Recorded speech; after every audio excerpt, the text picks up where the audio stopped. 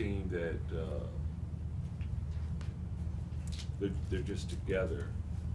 It's important for them to do things right. It means something to this group to do things the way we want them to do.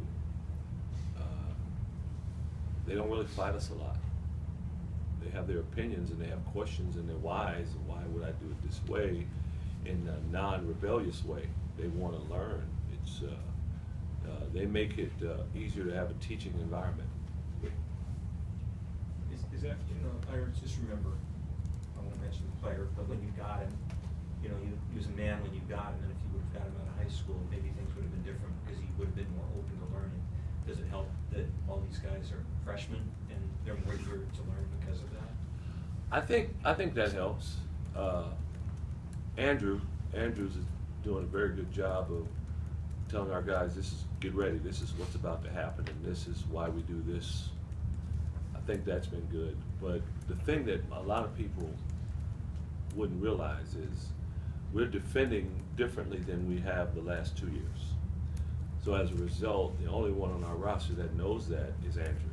Donovan Dorsey and Dan Kingma and Greg Bowman, KJ Garrett, those guys that were here last year didn't play this way.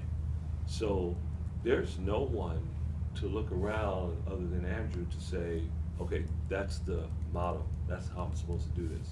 Everyone's looking at each other like, who's gonna learn first? And I know every situation that I've come into that it's been a new situation, I've always tried to look at the examples of, okay, who's doing this right so I can follow them. And we don't have that other than one guy. So that's a unique way to learn there. And that's why we have to be so patient.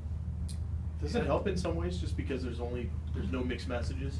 It's like they're not having to look at they're not maybe going to 2 or 3 or 4 different guys.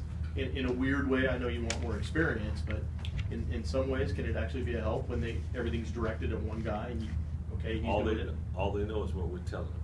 But what about when this is what they know?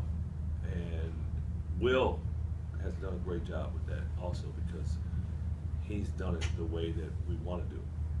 So, you can talk to them on the side about why we do certain things as well. How has Andrews done in making that little small transition from the 2 to the point guard? He's done a good job, and it's the point guard exclusively, as opposed, it's not like he never played point guard.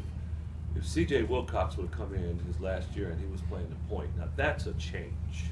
That's something he's never done. That's different. His change to me is more like Isaiah Thomas's change when Abdul Gaddy got hurt. Because Isaiah was playing the same role as Andrew was playing. He had the ball in his hand, he didn't have the ball in his hand. I would say, other guys that Andrew's been with have had the ball in their hands probably more. But he has played point guard for us over the years. Just now he's doing it more full time than in the past. And he's doing a fine job. I think it also helps Andrew in that there are a lot of times we'll have 5 guys on the floor that can all make plays.